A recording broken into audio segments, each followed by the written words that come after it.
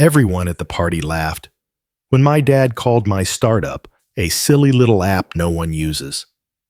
He toasted my brother as the family's true legacy and mocked me like I was just a failed experiment. I smiled, said nothing, and left before the cake was even cut. 1 year later, he walked into a boardroom and saw me sitting at the head of the table as the new CEO of his company. Revenge wasn't sweet. It was silent, powerful, and worth every sleepless night. My name is Charlotte, and I've lived my entire life in Austin, Texas. Growing up, I was that weird girl who'd rather rebuild an old computer than play with dolls. While other kids were out chasing each other in the yard, I was inside fascinated by how code could make things move and light up. To me, building something with logic was pure magic. But to my father, it was just a cute phase. My dad, Thomas Wilkins, wasn't a cruel man. He was just traditional. He built a construction materials company from the ground up in his 20s and turned it into a multi-million-dollar business by his 50s. In his world, success looked like hard hats, concrete deals, and handshakes over scotch. Not laptops and education apps. He always said, "The world needs doers, not dreamers." And for him, I was too much of the latter. My brother Ryan, on the other hand, was everything Dad admired: tall, confident business school grad, walked like he already owned the world. He interned at Dad's company every summer, wore suits to Thanksgiving dinner, and talked about quarterly earnings like it was small talk. I didn't hate Ryan, but I hated how invisible I became whenever he entered the room. When I was in high school, I won first place in a national coding competition. I came home that day bursting with pride. My mom hugged me tight, but Dad barely looked up from his newspaper. "You still planning on studying that computer stuff?" he asked with a smirk. "I'm going to build something big one day," I said. He chuckled and said, "Let's just hope it pays the bills, sweetheart." After high school, I got into UT Austin and majored in computer science. While my friends were applying for internships at Google or Amazon, I couldn't stop thinking about a platform that could revolutionize education, a way to personalize learning for kids with different paces and styles. I started sketching it out line by line in my dorm room. I called it Bright Mind. My professors liked the idea. My friends thought it was bold. But my family dad said, "You're wasting your 20s chasing a pipe dream." And Ryan, he just smiled and said, "Let me know when you give up. I could get you a job in sales." Still, I pushed forward. I worked nights at a coffee shop to fund the first prototype. I maxed out a credit card, then another. But every time I saw a kid smile while using the app, I knew I was on the right path. I didn't talk to my family much during that time. They didn't ask, and I didn't offer. I knew they thought I'd eventually come crawling back, resume in hand. But I was building something real, even if no one else could see it yet. When my dad announced he was retiring, he threw a huge party at a country club just outside Austin. I almost didn't go, but Mom insisted, said it would mean a lot to him. So I showed up in a navy blue dress, hoping maybe, just maybe, he'd finally see me. The place was filled with his old colleagues, golf buddies, and local business leaders. Everyone was shaking Ryan's hand, congratulating him, like he was already the next CEO. Dad was glowing with pride. He gave a long speech about building the company from nothing, thanking his team, and then he turned toward Ryan. "This young man," he said, raising a glass, "is the future of the Wilkins legacy. Sharp." reliable, a true businessman. I couldn't be more proud. The room erupted in applause. Then someone called out, "What about your daughter? Isn't she the tech genius?" Dad chuckled. "Oh, Charlotte, she's doing her own thing, building some kind of app. I think it teaches algebra or something." He laughed and added, still waiting for her to make her first dollar, though. People laughed. Not kindly, not politely. They laughed like they meant it. My heart dropped into my stomach. My face burned. I felt like I was 15 again, holding up my coding trophy in a room full of people who didn't care. I didn't say anything. I didn't cry. I just smiled, picked up my purse, and walked out before the cake was cut. That was the night I stopped trying to prove myself to my father. That was the night I realized I wasn't going to wait for validation anymore. I was going to build something so undeniable he'd have no choice but to see it, even if he didn't clap. Even if he never said, "I'm proud," I would become something impossible to ignore. The morning after my father's retirement party, I sat in my apartment staring at my laptop screen. I had a pit in my stomach, not from embarrassment, but from realization. I had spent years hoping he would notice me, respect me, maybe even support me. But last night had made something painfully clear. He didn't believe in me. He never had. I opened the BrightMind dashboard. We had fewer than 500 active users, mostly from small pilot programs in local schools. My calendar was filled with investor meetings and demo calls, most of which ended in polite rejection. But I didn't care anymore about validation. Not from investors. Not from my family. From that moment, BrightMind became my entire world. I stopped attending family dinners. When my mom called, I let it go to voicemail. I spent 14 hours a day tweaking code-fixing bugs, reaching out to schools, pitching relentlessly. I slept on a pull-out couch in my co-working space for weeks. I ran out of savings and had to sell my car. A few friends suggested I take a break, but I couldn't. I wouldn't. Because every time I felt like quitting, I'd hear my father's voice, echoing in my mind, still waiting for her to make her first dollar. That laugh, that room full of people mocking me like I was a lost cause. I used it like fuel. But it wasn't easy. My co-founder Marcus quit 3 months in. He said we weren't growing fast enough and wanted to join a more stable startup. He took half of our early prototype code with him. I had to rebuild from scratch. Then came the funding rejections. Meeting after meeting, all ending in some version of too early stage. Not enough traction. Educational tech isn't exciting right now. One investor even said, "You're clearly passionate, but maybe you should join someone else's company instead." Founders like you burn out fast. I cried in the bathroom after that one. But I wiped my tears, pulled myself together, and kept going. Then, just when I thought I was reaching my breaking point, I got an email. It was from the assistant principal of a large charter school network in New York. They'd seen a demo I posted on a teacher's forum and wanted to try BrightMind for a pilot program across 5 campuses. I didn't sleep that night. I stayed up polishing every last detail, making sure the app wouldn't crash, rewriting lesson logic so it could scale to more students. The pilot launched quietly, but within 2 weeks, the results were undeniable. Students were more engaged. Teachers loved the personalization. By the end of the month, the school offered to license the entire platform for the next academic year. Then another school joined, and another.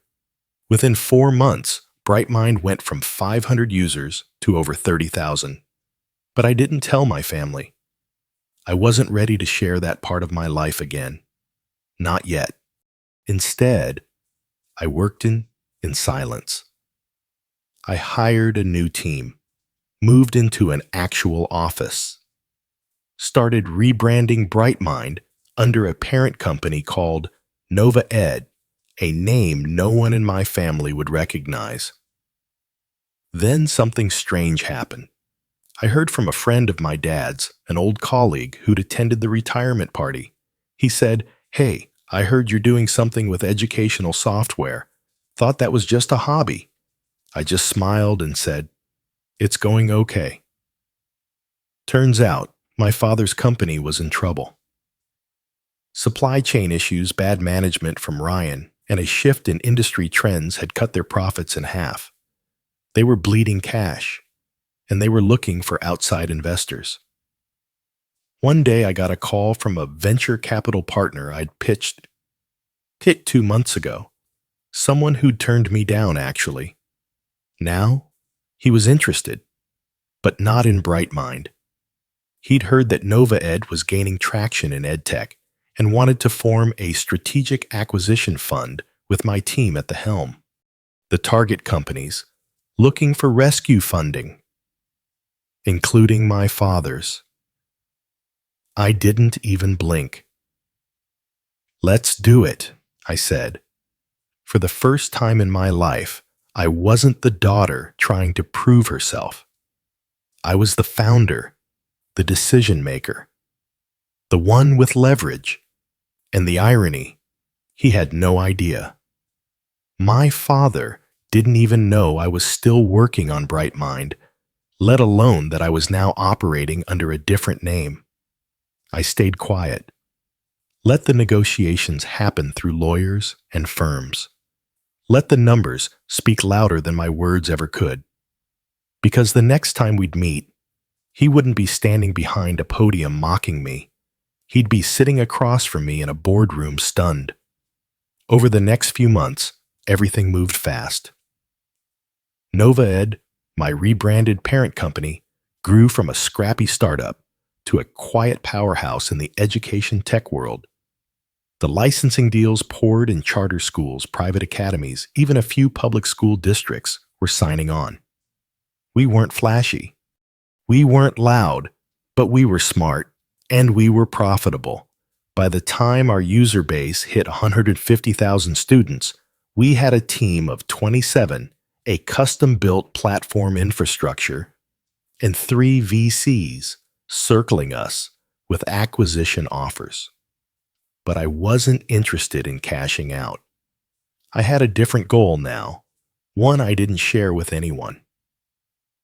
My father's company, Danner Tech Industries, was circling the drain. I knew it the moment I saw a press release about their board evaluating strategic options. I had it confirmed when a friend of mine in private equity sent me a confidential prospectus. They were seeking either a bailout or an acquisition. It was almost too poetic. Their valuation had dropped by 40%. Ryan, my father's golden boy, had driven the company into stagnation with outdated practices, bad hires, and bloated overhead. Meanwhile, my dad, now retired, was watching helplessly from the sidelines as the company he'd spent 40 years building unraveled. It would have been easy to be smug, but I wasn't here for that. I was here for something better. I partnered with a holding group and created a shell company, Luminary Strategies. The group would front the negotiations while I remained anonymous as the majority stakeholder behind Nova Ed. We drafted the offer. It was aggressive, but not insulting. Just enough to appeal to a company that was desperate but still had pride. Their board agreed to a meeting. I wasn't there. I didn't need to be. Not yet. Weeks passed. The due diligence process began. Numbers were exchanged. Questions were asked. Their team was slow defensive, clearly out of their depth. Meanwhile, I watched from my office in Austin, sipping coffee, receiving updates from my lawyers. Then came the day of the final shareholder meeting. That's when I decided it was time. I flew into New York the night before and checked into a quiet boutique hotel. My heart raced the whole time. Not because I was afraid, but because this moment had lived in my imagination for years. The next morning, I wore a navy blazer and minimal makeup. No theatrics, just presence. I arrived at the Dannertech headquarters 30 minutes early. The receptionist gave me a bored look and handed me a visitor badge. She didn't recognize me, but when I stepped into the glass-walled boardroom, the air shifted. My father was already seated at the far end of the table, flipping through a printed agenda. He looked older, thinner. His posture was still upright, but the confidence, the unshakable pride I'd grown up fearing had softened. When he looked up and saw me, his eyes widened. "Charlotte," the room went still. I walked calmly to my seat, placed my portfolio on the table, and said, "Good morning. I'm here as CEO of Nova Ed majority stakeholder of Luminary Strategies." He didn't speak for a long moment. He just stared, like he was trying to make sense of the puzzle pieces in front of him. One of the board members, a woman in her 50s named Gloria, cleared her throat and said, "I wasn't aware Ms. Danner was involved in this deal." "I requested discretion," I said smoothly. I wanted the numbers to speak before the name did. The meeting proceeded stiffly at first, but I had no interest in gloating. I presented our strategy, revitalizing their core products, cross-leveraging our platforms, and retraining staff under modern systems. My father sat silently through most of it. It wasn't until the meeting ended, after the lawyers and consultants had filed out, that he finally stood up and walked over to me. "You did this," he said quietly. "Yes," I replied. He looked at me, searching for the daughter he used to underestimate. "I didn't even know you were still working on that app," he said. "It's more than an app now," I said, my voice calm. "It's an ecosystem, a solution, and it's changing lives." He let out a shaky breath. "I thought you gave up." "After Marcus has left. After the investor rejections." I smiled, but it wasn't cruel. "I almost did. But then I remembered something you said." He frowned. "What, you called me a disappointment in front of your friends?" "In front of an entire room." His face turned red. "Charlotte, I held up a hand. "It's okay. I'm not angry anymore." He stared at me confused. "Then why are you here?" "Because I believe in second chances. For companies. And for people." He blinked. "I want you to stay on as an advisor," I said. "No decisions, no control, just insight. Your experience still has value." His mouth opened slightly. He didn't know whether to be grateful or insulted. I continued. "But first, you'll have to acknowledge something." He looked at me wary. "What's that?" "That you were wrong about me." He didn't answer immediately, but then slowly he nodded.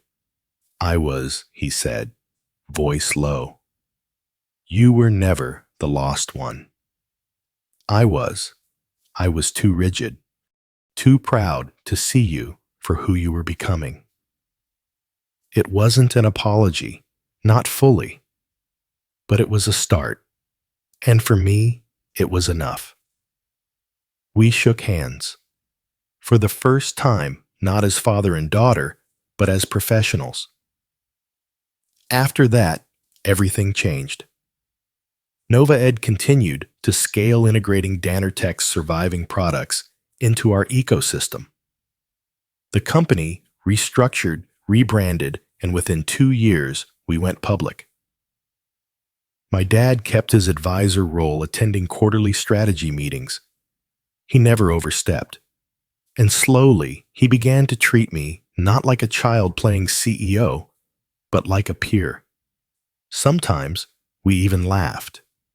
One night, after a bored dinner, he pulled me aside.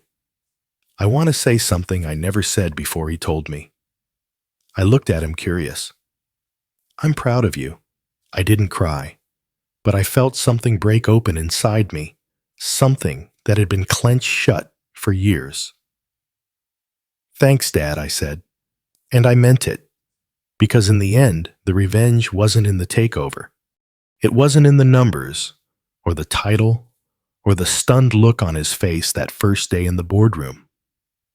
It was in the transformation, his and mine. 6 months after the acquisition, things started to shift in unexpected ways. At first, it was small, just a few employees from my father's old company reaching out to say thank you. One email from a senior engineer read, "We were dying under old leadership. You saved our jobs. You gave us purpose again." I didn't reply, but I felt it deep in my chest. It wasn't just about revenge anymore. It was about redemption, mine and theirs. But the real twist came the day I received an anonymous tip from someone in the finance department. A low-level analyst had found old payment records showing that Ryan, my golden boy brother, had been diverting funds years ago. Not just mismanaging, stealing, shell vendors, fake consultants, even bonuses to fake employees. The paper trail was messy, but clear enough. At first, I was furious, not just at the theft, but at the memory of how proudly my father had put him on a pedestal. How he'd laughed about the boy who gets it while ignoring the daughter who was quietly building empires. I had every reason to press charges, and I almost did. But instead, I arranged a quiet meeting. No press, no lawyers, just Ryan, me, and a third-party mediator. When he walked into the room and saw me sitting at the head of the table, he smirked, arrogant like always. "I figured this was coming," he said. "What, you want a confession?" I didn't flinch. "No. I want you to understand what you cost people." He leaned back in the chair, shrugging. It was a sinking ship. I took my cut before it went down. Disgust rose in my throat. "You didn't just steal from the company," I said. "You stole from your coworkers, from our father's legacy, from the people who trusted you." He scoffed. "Don't pretend this is about integrity. You just want to make an example of me." I studied him for a moment, then said calmly, "Actually, no. I'm offering you a way out." He blinked. I slid a folder across the table.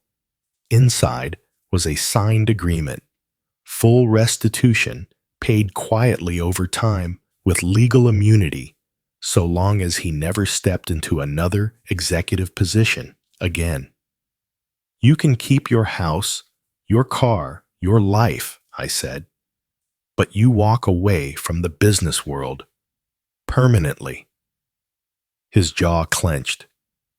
"Or what?" "Or I go public," I said, "with everything. You'll lose your reputation, your assets, and any chance at rebuilding." He stared at the folder for a long time. Then finally, he signed. It wasn't satisfying the way I thought it would be, but it was clean, just. And most importantly, it protected the hundreds of employees who still depended on the company. Later that night, I got a call from my dad. He had heard. "Why didn't you tell me?" he asked. "Because I wanted to protect you," I said. "You already lost your company. I didn't want you to lose your son too." There was a long pause. "I was wrong about both of you," he whispered, "but especially you." I didn't say anything. I just let him sit with the weight of it. The next day, he asked to meet in person. We sat in a quiet corner of a downtown cafe. No suits, No power plays, just father and daughter. He reached across the table and held my hand. I know I can't undo what I said at that party, he began, but I hope someday you'll forgive me. I nodded. I already have. He smiled through the glassy eyes. Then let me do one thing, he said. Let me invest in you. Not money, just time, advice, support, whatever you'll let me give. I agreed. From then on, he became more than an advisor. He became an ally. Someone who didn't try to control, but tried to understand. And in the process, I forgave not just him, but myself. For all the years I doubted I was enough. For all the nights I cried into code, convinced I had nothing to offer. For staying small to keep the peace. Now, I stood tall. CEO, innovator, daughter, not defined by revenge, but empowered by it. And that was the twist no one saw coming. The company thrived under new leadership. We didn't just survive the storm. We became the benchmark others looked up to. Our educational software reached districts across the country, even expanding into low-income schools that had never seen digital tools before. Every milestone was a quiet victory. Not for ego, but for every little girl who was told to sit down, stay pretty, and not dream too loud. One morning, I was invited to speak at a national conference for women in tech. As I walked onto the stage, I spotted my dad in the audience sitting in the front row. He had flown in without telling me. When I finished my speech about resilience, betrayal growth, and the quiet power of not giving up, he was the first to stand, applauding with tears in his eyes. Later backstage, he pulled me into a hug and whispered, "You built something I couldn't even imagine, and I'm honored to witness it." It wasn't a grand apology, but it was honest. He started coming around more often, helping younger entrepreneurs, mentoring at my firm, even giving talks about the dangers of blind tradition and toxic pride. He evolved quietly and sincerely. As for Ryan, he disappeared from the business world just like we agreed. Last I heard, he was working at a nonprofit overseas. Maybe that was his way of starting over. I didn't hate him. I just hoped he grew up the way I did. Looking back, the pain was real. The betrayal was sharp. But it carved something in me, something stronger, deeper, unbreakable. I wasn't just my father's daughter.